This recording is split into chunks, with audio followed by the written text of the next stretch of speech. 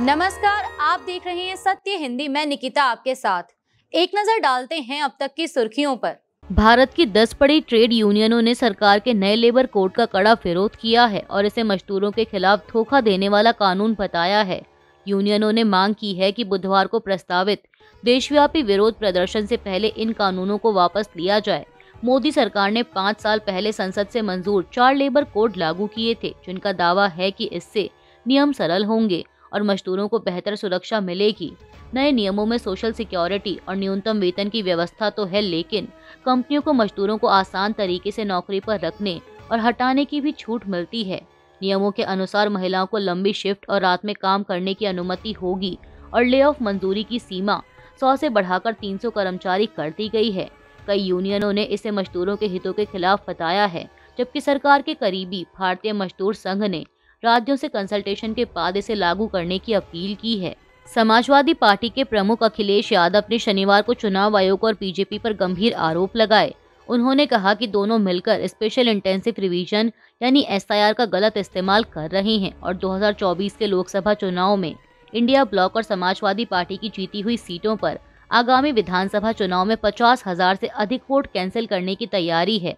अखिलेश के मुताबिक उत्तर प्रदेश और पश्चिम बंगाल में एसआईआर एक्सरसाइज को टारगेटेड तरीके से चलाया जा रहा है।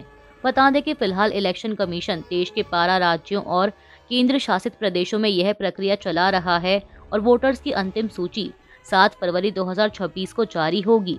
अखिलेश ने लोगों से अपील की कि वे अपना नाम वोटर लिस्ट में जरूर चेक करें ताकि गलत तरीके से नाम ना हटाया जाए।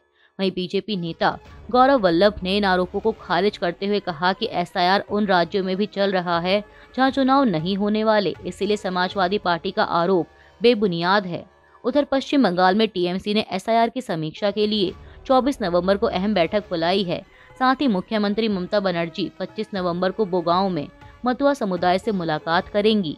केंद्रीय मंत्री और बीजेपी नेता सुकांत मजूमदार ने रविवार को आरोप लगाया कि टीएमसी पश्चिम बंगाल में करोड़ों गैर कानूनी वोटरों को बचाने के लिए वोटर लिस्ट के स्पेशल इंटेंसिव रिवीजन का विरोध कर रही है। पश्चिम मेदिनीपुर के मोहनपुर में परिवर्तन यात्रा के दौरान मजूमदार ने कहा कि बंगाल के असली नागरिक एसआईआर का समर्थन कर रहे हैं, लेकिन टीएमसी नेता इसीलिए विरोध कर रहे हैं क्योंकि इनके हटने से उनका वोट बैंक प्रभावित होगा। उन्होंने आरोप लगाया कि ये अवैध वोटर टीएमसी नेताओं की मदद से राशन कार्ड और आधार बनवाकर वोटर लिस्ट में जोड़े गए थे।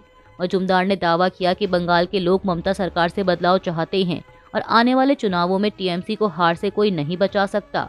दूसरी ओर टीएमसी ने एसआईआर को साइलेंट वोट रिगिंग बताया है। सीएम ममता बनर्जी ने आरोप लगाया कि केंद्र और चुनाव आयोग बंगाल के माइग्रेंट्स को बांग्लादेशी बता रहे हैं और एसआईआर को एनआरसी लागू करने का तरीका बना रहे हैं। उन्होंने चेतावनी दी कि अगर एक भी वैध वोटर का नाम हटाया गया तो वे बड़ा आंदोलन करेंगी।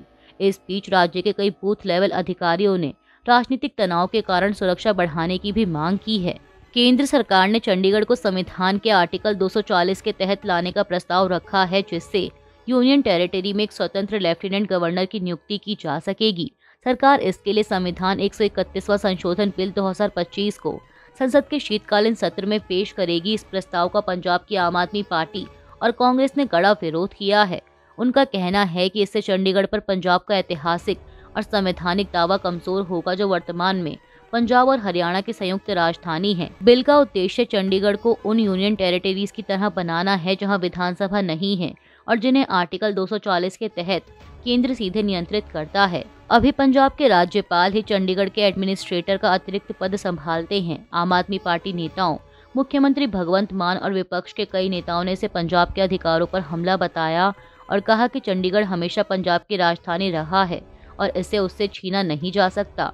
कांग्रेस और दूसरे नेताओं ने भी सभी पार्टियों से एकजुट होकर इसका विरोध करने की अपील की। पंजाब का कहना है कि केंद्र का यह कदम राज्यों के अधिकारों और संघीय ढांचे को कमजोर करता है। असम के मुख्यमंत्री हिमंत बिस्वा शर्मा ने एनसीईआरटी द्वारा इतिहास की स्कूल किताबों में मुगल बादशाह अकबर और मैसूर शासक टीपू सुल्तान के नामों से महान शब्द हटाने के कथित फैसले का समर्थन किया है। बोंगाई गांव में एएनआई से बात करते हुए उन्होंने कहा कि अगर ये बदलाव किए गए हैं तो यह बहुत अच्छा कदम है। उन्होंने टीपू सुल्तान को लेकर विवादित टिप्पणी भी की। सीएम शर्मा ने कहा कि बहुत अच्छा किया, हालांकि उन्हें पक्का नहीं पता था कि बदलाव किए गए हैं या नहीं। फिर भी उन्होंने तीखी टिप्पणी की टीपू ईपू को मारो एकदम, जहाँ भेजना है उधर ही भेज दो, समुंदर में फेंक दो, टीपू को पीट दो, उसे जहाँ चाहो भेज दो। शर्मा की प्रतिक्रिया आरएसएस नेता सुनील अंबेकर के उस बयान के बाद आई जिसमें दावा किया गया था कि एनसीईआरटी ने किताबों में बदलाव कर दिया है और अब कहीं अकबर महान या टीपू सुल्तान महान नहीं लिखा जाएगा। अंबेकर ने कहा कि किताबों में किसी ऐतिहासिक व्यक्ति को हटाया नहीं गया है, लेकिन नई पीढ़ी को उनके क्रूर कामों के बारे में जानना चाहिए।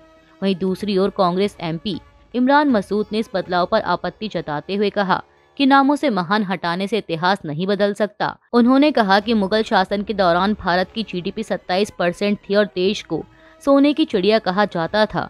मसूद ने कहा कि मुगल शासकों ने अंग्रेजों की गुलामी स्वीकार नहीं की, जबकि जो लोग अंग्रेजों के सामने घुटने टेकते थे वे अब मौजूदा सरकार में मजे कर रहे हैं। उत्तर प्रदेश के मुख्यमंत्री योगी आदित्यनाथ ने अवैध घुसपैठियों के खिलाफ बड़ा कदम उठाते हुए सभी जिला अधिकारियों को तुरंत कार्रवाई करने और हर जिले में अस्थायी डिटेंशन सेंटर स्थापित करने का आदेश दिया है। सरकार ने कहा कि कानून व्यवस्था और राष्ट्रीय सुरक्षा उसकी सर्वोच्च प्राथमिकता है, इसलिए अवैध प्रवासियों पर किसी तरह की ढील नहीं दी जाएगी। यूपी के 7 जिले नेपाल की खुली सीमा से जुड़े हैं, जहां सुरक्षा को और कड़ा करने की तैयारी है।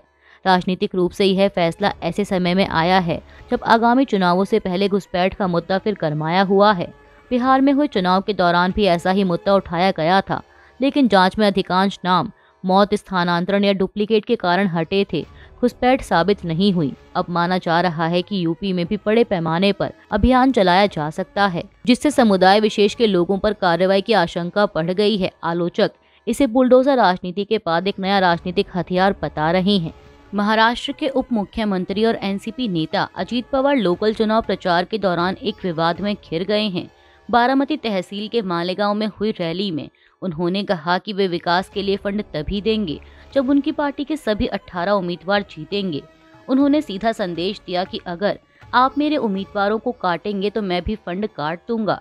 आपके पास वोट की पावर है और मेरे पास फंड की पावर।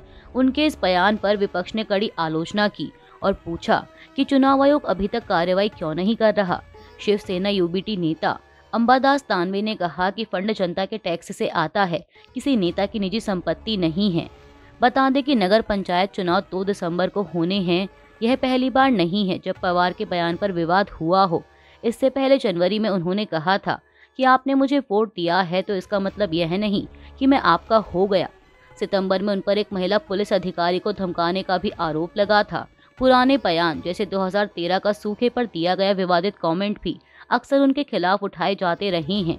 एनडीटीवी की एक रिपोर्ट के मुताबिक 2013 में एनसीपी नेता ने किसान का मजाक उड़ाया था जो सूखे से प्रभावित राज्य में एक डैम से पानी छोड़ने की मांग को लेकर लगभग 2 महीने से भूख हड़ताल पर था।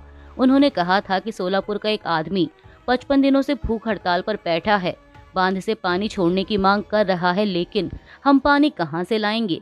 क्या हमें पेशाब करना चाहिए? और जब हमारे पास पीने के लिए पानी नहीं है तो पेशाब करना भी मुश्किल है। जनसुराज पार्टी के नेता प्रशांत किशोर ने शुक्रवार को आरोप लगाया कि बिहार में नीतीश कुमार की नई सरकार की कैबिनेट करप्ट और अपराधी नेताओं से भरी है। वेस्ट चंपारण के गांधी आश्रम में एक दिन के मौन उपवास के बाद उन्होंने कहा कि हाल ही में शपथ ली गई यह कैबिनेट बिहार के लोगों के साथ धोखा है। उन्होंने आरोप लगाया कि प्रधानमंत्री नरेंद्र मोदी, गृह मंत्री अमित शाह और मुख्यमंत्री नीतीश कुमार को बिहार की कोई चिंता नहीं है और चुनाव से पहले 1 करोड़ से अधिक महिलाओं के बैंक खाते में 10,000 रुपए भेजकर वोट खरीदे गए। प्रशांत किशोर ने दावा किया कि इस कैश ट्रांसफर के लिए राज्य के कंटिजेंसी फंड और वर्ल्ड बैंक की ग्रांट से पैसे डाइवर्ट किए गए। उन्होंने कहा कि अब उनकी पार्टी यह सुनिश्चित करेगी कि महिलाओं को चुनाव से पहले एनडीए के वादे के अनुसार 2 लाख रुपए मिलें। प्रशांत किशोर ने यह भी घोषणा की कि उनकी बिहार नवनिर्माण संकल्प यात्रा 15 जनवरी से शुरू होगी, जिसमें जनसुराज पार्टी के कार्यकर्ता और वह खुद भी 15 से 18 महीनों में राज्य के हर घर जाकर लोगों को सरकारी गलतियों के बारे में बताएंगे। उन्होंने आगे कहा कि वह अपनी कमाई का 90% और लगभग अपनी पूरी संपत्ति दिल्ली वाला घर छोड़कर पार्टी को दान करेंगे और लोगों से सालाना 1,000 रुपए का सहयोग करने की अपील की। उन्होंने कहा कि हम लड़ेंगे और सरकार बदल कर रहेंगे। अमेरिका के राष्ट्रपति डोनाल्ड ट्रंप ने कहा है कि रूस और यूक्रेन युद्ध को खत्म करने के लिए अमेरिका का शांति प्रस्ताव अंतिम नहीं है।